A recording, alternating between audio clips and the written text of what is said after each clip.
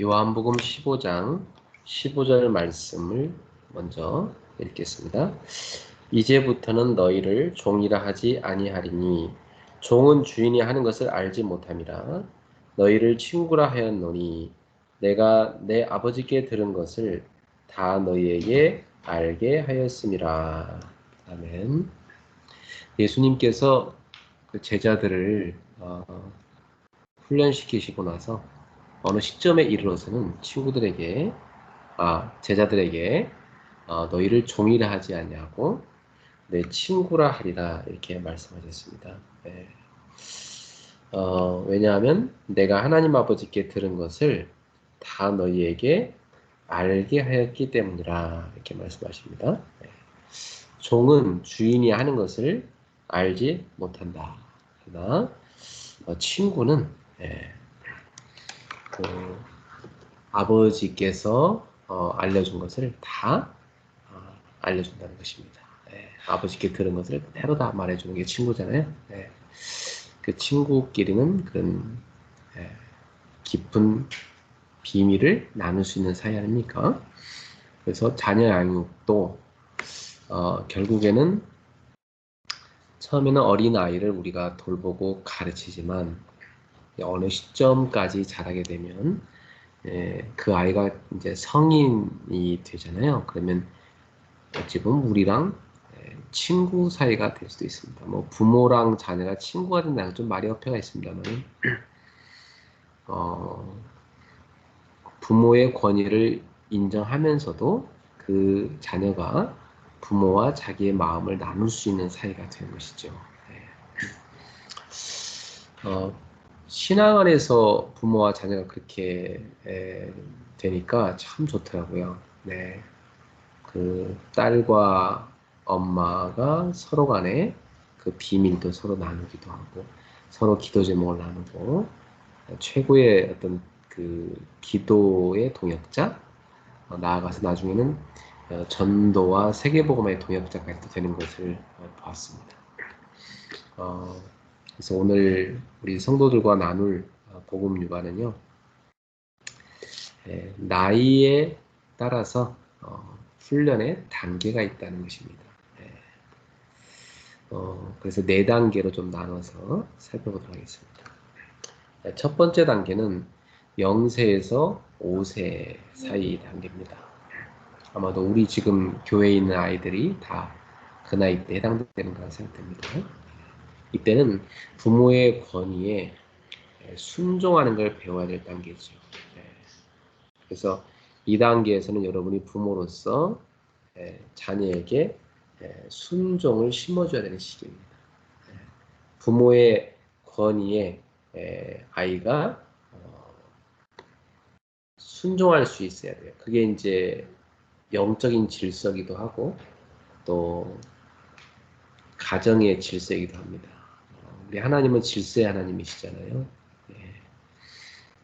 그래서 가정에도 하나님이 남자를 가장으로 세우시고 또 아내를 그를 돕는 배우자로 세우셨어요. 그래서 그 둘이서 서로가 돕는 배필이 되게 하신 거죠. 그리고 자녀도 그 둘이서 같이 키우는 것입니다. 그리고 자녀는 최초로 만나는 자신의 인생에서의 멘토가 바로 부모인 것이죠. 부모를 통해서 하나하나 사회를 배워가기 시작하는 것입니다. 그런데 아이가 제일 처음에 부모와의 관계에서 배워야 될 것이 뭐냐면 부모의 권위에 순종하는 것을 배워야 될 것입니다. 0세에서 5세 사이에 아이를 막 떠받쳐서 키우는 나머지 부모가 아이한테 오히려 끌려가는 단계로 아이가 해달라는 모든 걸 다 해주게 돼요. 그리고 애가 막 울어 제끼면은 부모가 어쩔 수 없이 막 아이 소원대로 해주는 이렇게 되면은 부모의 권위가 다 무너져 버립니다. 애가 막 버릇이 너무 나빠질 수가 있어요.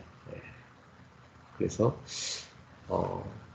아빠, 엄마의 말씀 한마디 한마디에 순종할 줄 아는 아이로 여러분이 키우셔야 됩니다. 그래서 어린 시절에 제한이 없이 자유롭게 키우는 것은 위험합니다. 예. 어릴 때는 아직 세상을 모르잖아요. 아직은 이 판단력이 부족한 때 아닙니까? 그렇기 때문에 아이들의 말에 그대로 따라가면 안 되고요. 어릴 때는 부모가 아이에게 하나하나 다 가르쳐서 순종하게 만들어야 됩니다. 네. 어릴 때 이 첫 단추가 잘 깨어져야 그때부터 부모의 그 말 한마디, 부모의 훈계를 아이가 복종하며 따를 수가 있어요. 근데 0세에서 5세 사이에 이 권위와 순종을 가르치지 않으면 평생 부모의 말을 무시하고 듣지 않는 그런 애가 됩니다. 그러면 이제 부모가 볼 때 너무 위험한 걸 자꾸 하겠다. 말도 안 되는 거 너무나 예의에 어긋나는 것을 아이가 계속 하겠다고 하면 그걸 부모가 말리겠지만 아이는 듣지 않습니다. 그러면 이제 부모랑 아이 사이는 갈등이 되게 심화되겠죠. 그래서 0세에서 5세 사이 이때가 제가 볼 때는 인생에서 제일 중요한 때입니다. 왜냐하면 가장 기본 베이스가 깔리는 때니까. 네. 그래서 우리나라에 이런 속담이 있어요. 3살 버릇 80까지 간다. 그 말은 3살 때까지 습득한 그 버릇이 결국은 평생 간다. 그렇게 말한 겁니다. 네. 그건 조상들에게 그냥 나온 지혜가 아니라고 생각해요. 오랜 경험을 통해서 발견된 지혜겠지요. 네. 네, 실제로 저도 자녀를 키워보면서 어, 이때가 제일 중요합니다. 네. 이때 제대로 권위를 배운 아이는 평생 부모의 말을 잘 따르게 돼 있고 또 부모도 그 아이에게 큰 소리 많이 안 치고도 자녀를 잘 키울 수 있습니다. 근데 이때 만약에 부모를 거역했는데도 그걸 계속 용인해주고 어, 본인 뜻대로 모든 걸 다 하게끔 만들어주고 뭐 아이를 뭐 존중한다고 하면서 상전받던 듯이 그렇게 아이를 키우게 되면 부모는 평생 그 아이에게 종노릇하며 살아야 됩니다.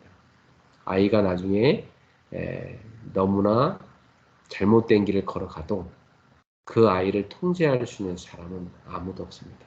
예. 결국은 결과적으로는 애한테는 엄청난 손해가 되겠죠. 부모는 평생 피눈물을 흘릴 수밖에 없는 것이죠. 예. 그래서 어린 나이 때 아이에게 반드시 여러분 질서를 가르치십시오. 예. 아버지, 어머니, 그 부모에게 아이가 복종할 수 있도록 질서를 가르쳐야 됩니다. 네.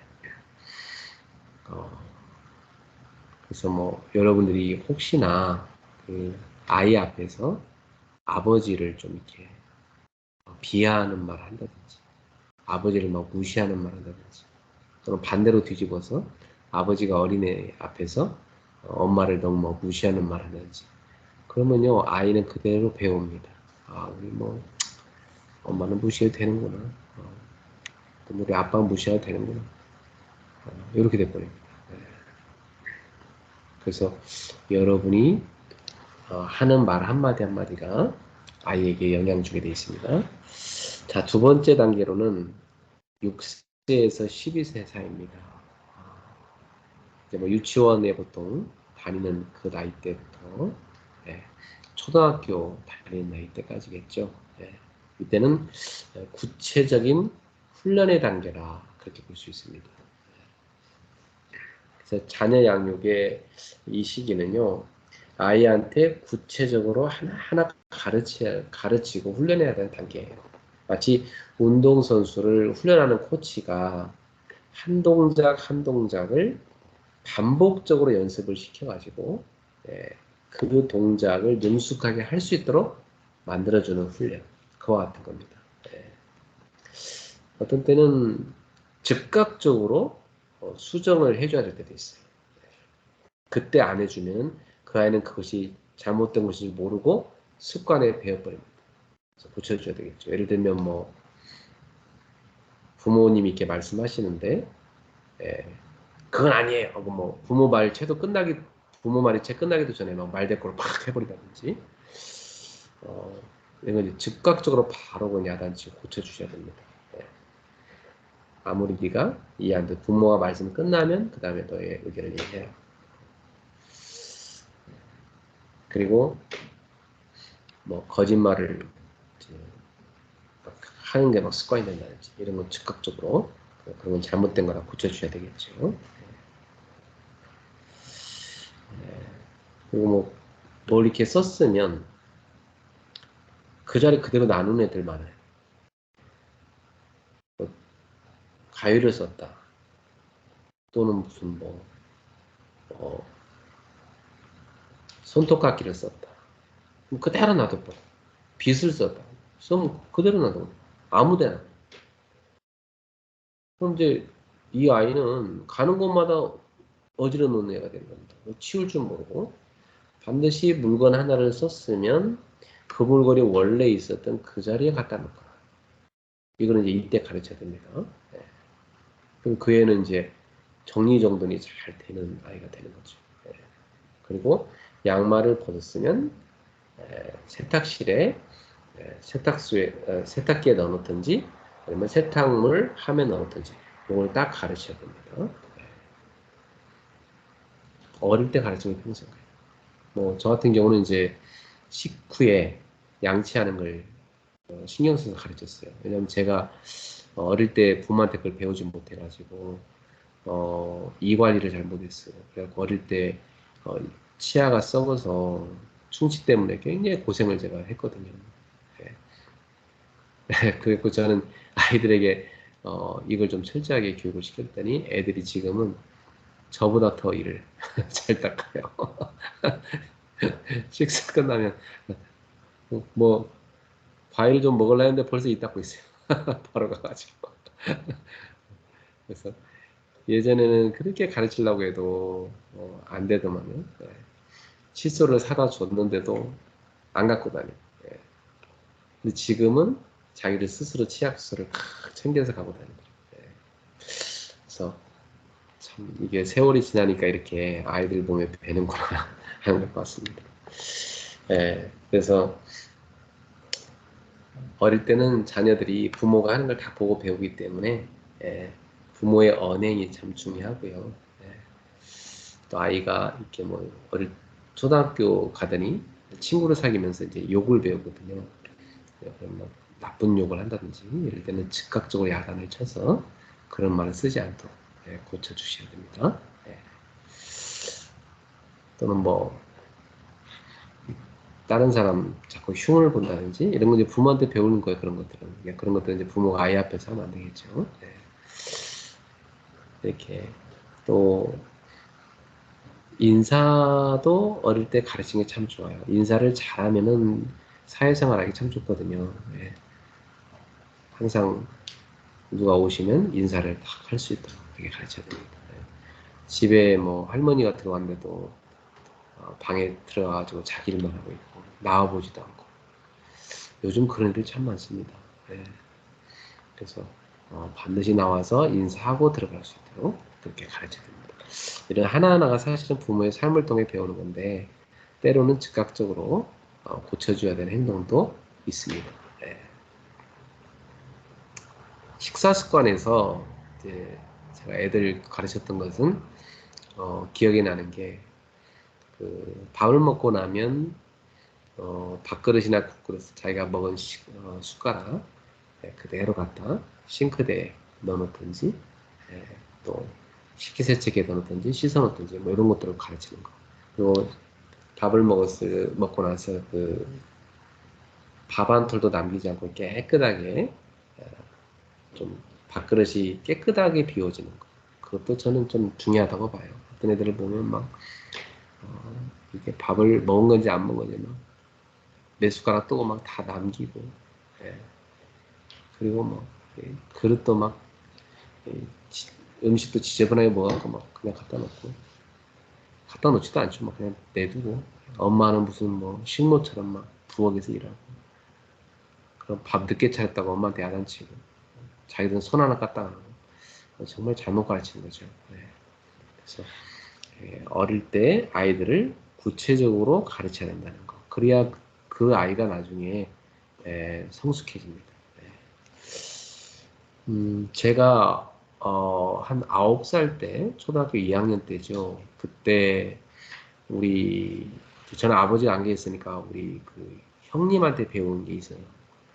제가 지금도 기억나는데 그 산수가 있는데 이렇게 어떤 그림 그려져 있고 거기에 더하기 빼기 하는 그게 있는데 제가 그때 선생님한테 배웠는데 잘 모르겠더라고요.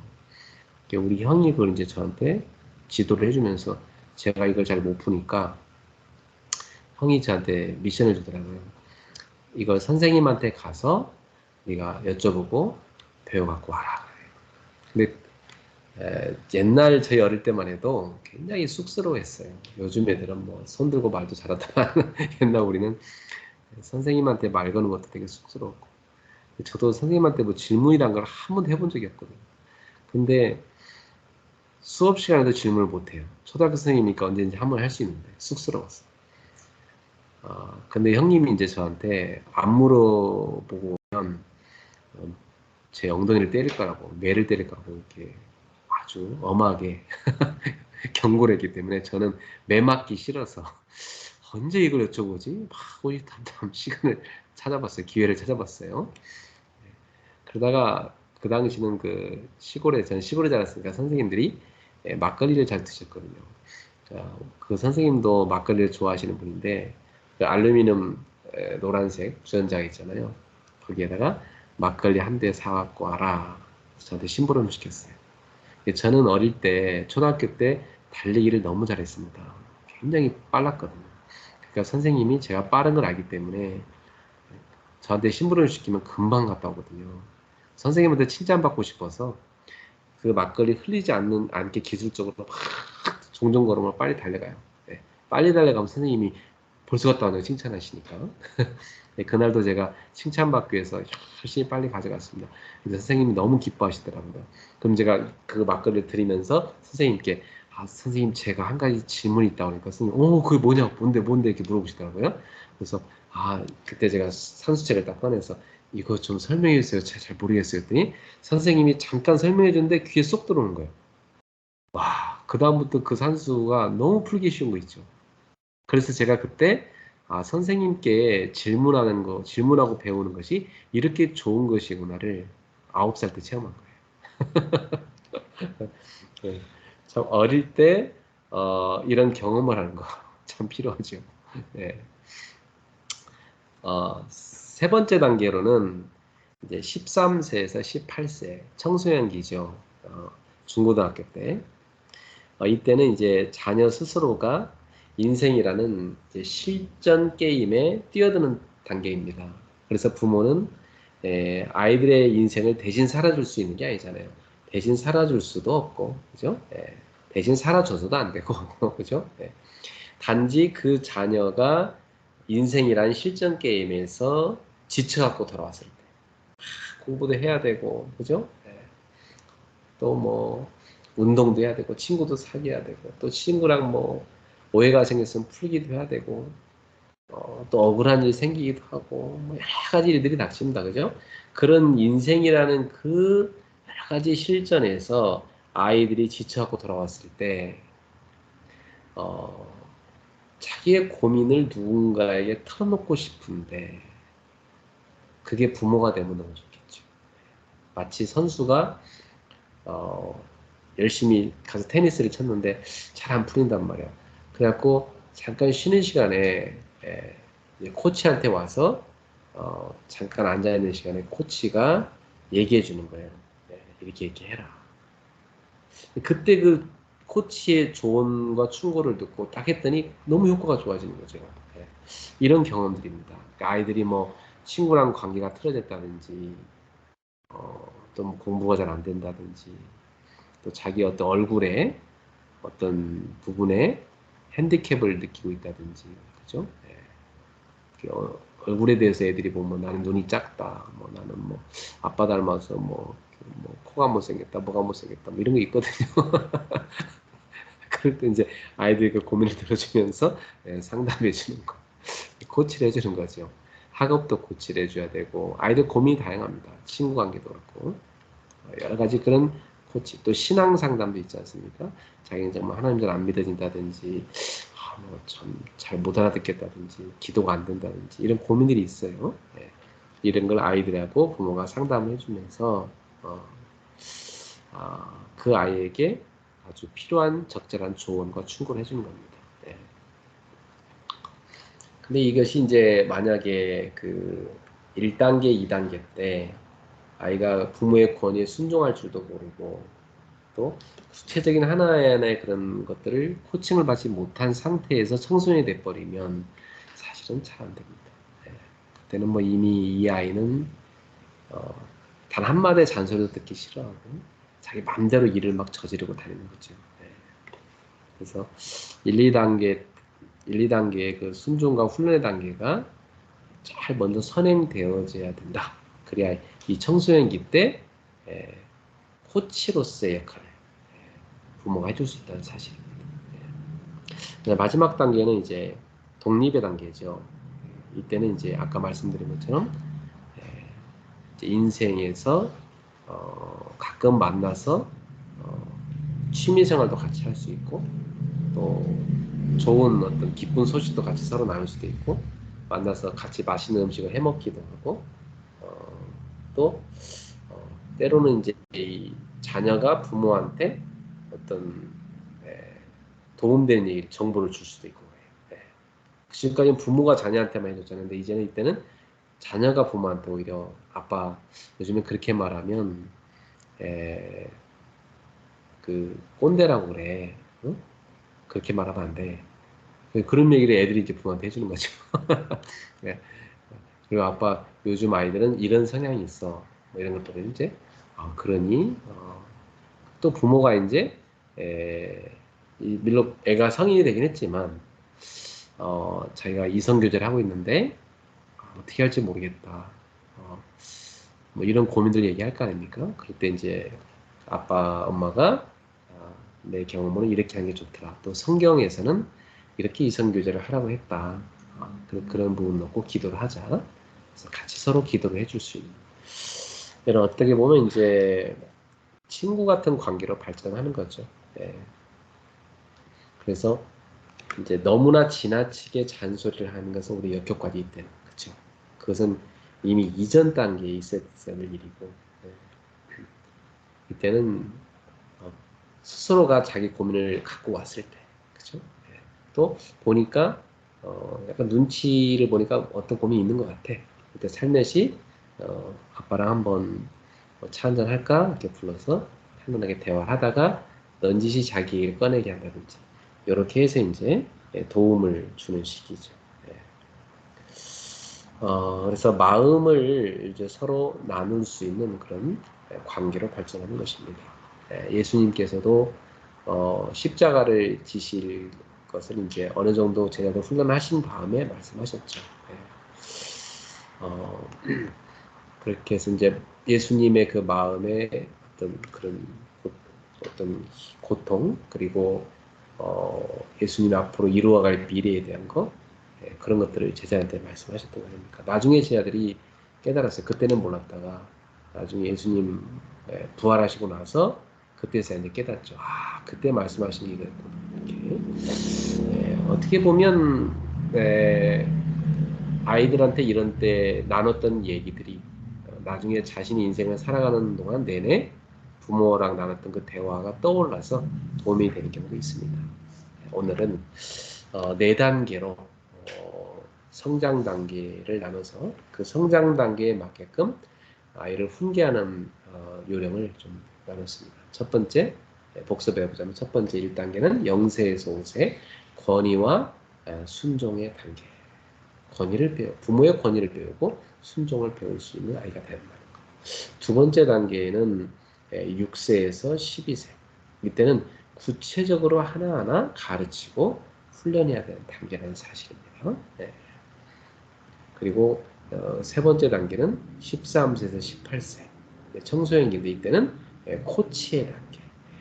적절한 거리를 두고 아이에게 다가가고 또 때로는 지켜보고 그러면서 도움을 줄 수 있는. 그런 역할을 해야 되겠죠. 또 마지막 단계로는 독립의 단계. 이때는 마음을 같이 나눌 수 있는 친구와 같은 단계로 발전하는 것입니다. 오늘 네 가지 단계 여러분들이 두고두고 자녀를 양육하시는데 적용하는 좋은 훈계의 도움이 되기를 바랍니다. 기도하겠습니다. 사랑의 하나님 아버지, 오늘도 성경적으로 자녀를 어떻게 양육해야 할 것인지를 알게 하심을 감사합니다. 특별히 오늘은 나이에 따라서 아이를 어떻게 훈계해야 될 것인지를 배웠습니다. 우리 부모들에게 지혜를 주셔서 하나님의 말씀에 입각해서 하나님의 사랑으로 자녀를 잘 훈계할 수 있도록 도와주옵시고 그 훈계가 아이들을 성숙된 인격자로 성숙된 크리스찬으로 자라는 데 도움을 줄 수 있게 주옵소서. 예수님의 이름으로 축복하며 기도합나이다. 아멘.